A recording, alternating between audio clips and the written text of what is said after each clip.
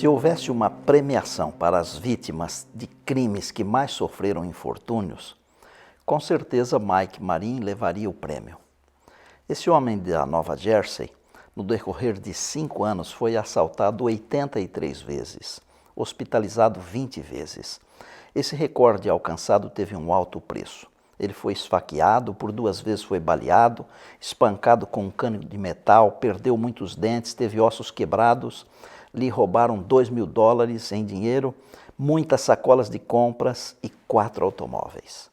De acordo com o jornal local, a polícia ofereceu a Mike um rádio walkie-talkie para que ele entrasse em contato assim que se sentisse ameaçado, mas ele recusou, dizendo que até isso os ladrões levariam.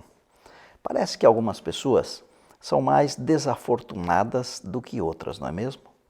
Bem, o 6º sinal miraculoso de Cristo, registrado no Evangelho de João, ocorreu com uma pessoa considerada desafortunada.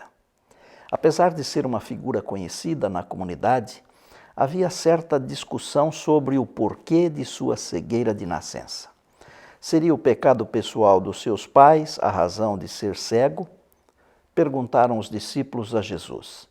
Os discípulos compartilhavam daquilo que os judeus acreditavam, que todo pecado era punido nesta vida, bem semelhante à crendice popular, aqui se faz, aqui se paga.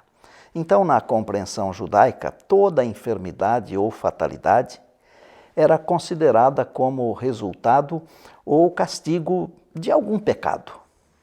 A escritora norte-americana Ellen White, comentando sobre esse cego e sobre essa equivocada forma de pensar, escreveu: é verdade que todo sofrimento é resultado da transgressão da lei divina, mas esta verdade fora pervertida. Satanás, o autor do pecado e de todas as suas consequências, levaram os homens a considerarem a doença e a morte como procedentes de Deus, como castigos arbitrariamente infligidos por causa do pecado.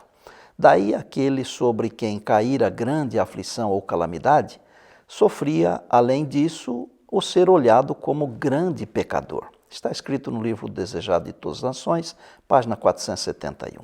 Para retificar esse erro de pensamento, Cristo Jesus responde à pergunta dos discípulos da seguinte maneira: vocês estão fazendo a pergunta errada, procurando a quem culpar. Não há nenhuma relação de causa e efeito aqui. Em vez disso, olhem para o que Deus pode fazer. João 9:3. Jesus foi claro. Vocês entenderam tudo errado.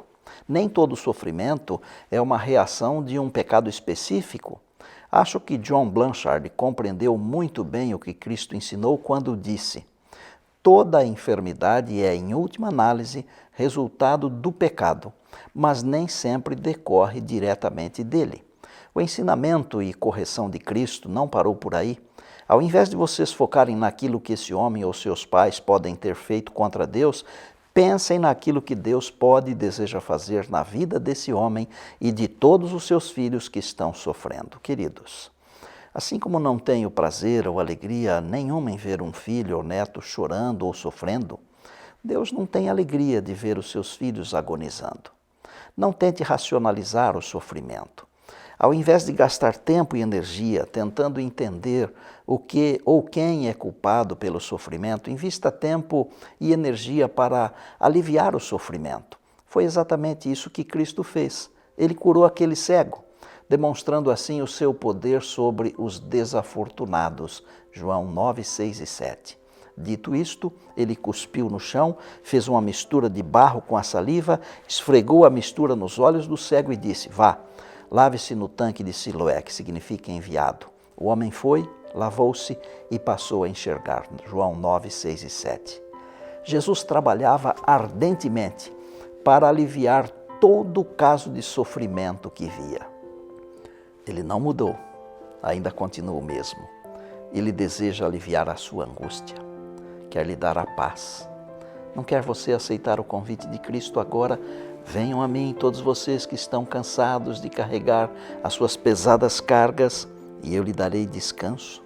Sejam meus seguidores e aprendam comigo, porque sou bondoso e tenho um coração humilde, vocês encontrarão descanso.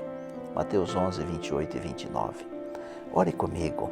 Eterno Pai, Eterno Pai que nos ouve agora, olha para cada um que escuta a minha voz, alivia as cargas, enxuga as lágrimas, cura as feridas, conceda a paz que só o Senhor pode prover. Confiamos que o Senhor é o único que pode suprir as nossas mais profundas necessidades. Por esta razão, entregamos a nossa vida diante do Teu altar neste momento. E fazemos isto no nome de Jesus. Amém.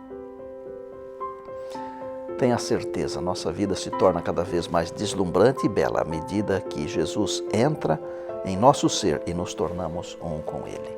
Pois bem, até a semana que vem, mas lembre-se, nada na vida é mais importante do que estar na presença de Deus.